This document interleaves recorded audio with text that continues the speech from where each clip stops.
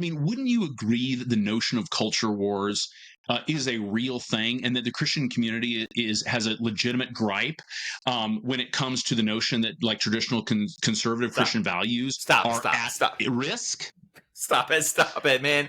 I can't stand that trope coming from all of these like radio talk show hosts just saying that the danger is the culture. We're in a culture war. We're in a culture war. It has all these like ridiculous assumptions baked into it. Like, first of all, there's an assumption that this culture that they're protecting, whatever it may be, is a monolithic thing, and that it happens to be God's preference. That you can zoom out of history, you can zoom out of whatever, and you zoom in to America from 1940 to 1970.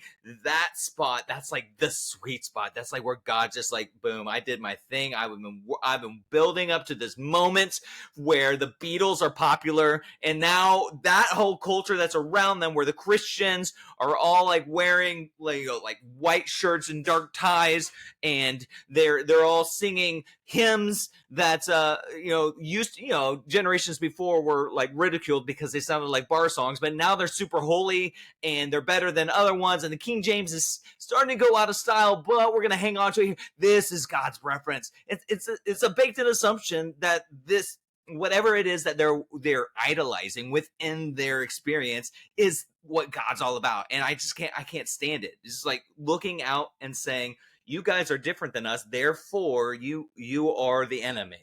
And there's not a culture war going on. There's just the world going on. That's what's happening. Yeah, I mean, tell me more. When you're talking, it brings to mind like this sort of notion of like the good old days, and we're all prone to it. But people talk, it's like people in their minds are like, if we could just get back to the 1950s when everything was black and white, literally and figuratively, Yep. and everybody was just perfect, and it was leave it to beaver. I mean, what do you say to that concept? Was there a good old days? No, there never is. Nostalgia is an addictive thing, and I get it.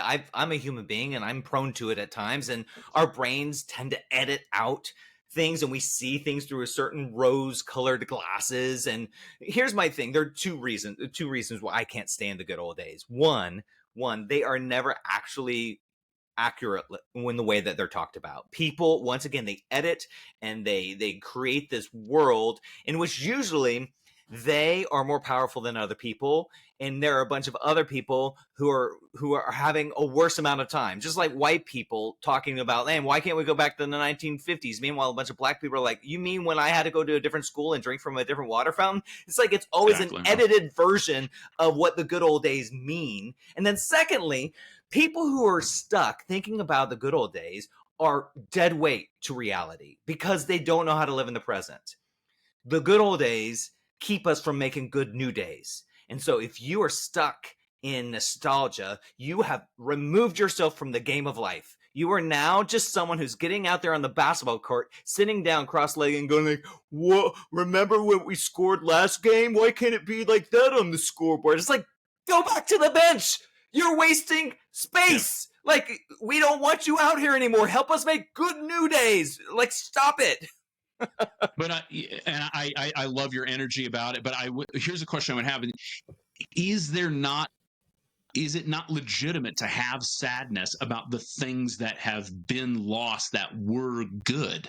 Sure it is. I think grief is normal, but things change, and they always have. One of the other issues that I get super amped up about is because especially conservative voices, you hear this from pastors or radio talk show hosts, and they'll just kind of talk about the, good Christian values, and we're in a Christian country with Christian values. I'm just like, guys, Christianity does not have a like static culture. Just study any bit of Christian history and you will see the political views change dramatically. You will see the different power struggles and the way that people talked about liturgies or worship or styles all extraordinarily differently. Sometimes people would die on hills that no one gives a flying about today. And so to act as if like our version, our understanding is the thing that that matters, and then to like paint Jesus on the top of it and say Jesus agrees with us is just disgusting to me. Fine. Yeah, it's hard when things change. I get it. But guess what? I'm an adult who's trying to like grow and evolve with reality.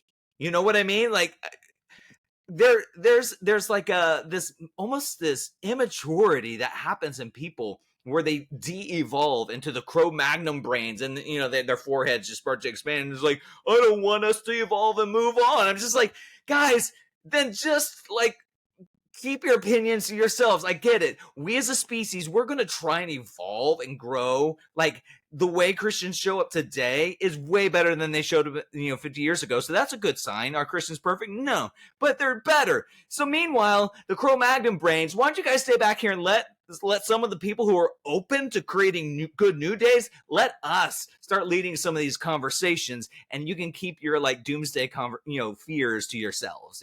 That's how I feel about it. Let her rip.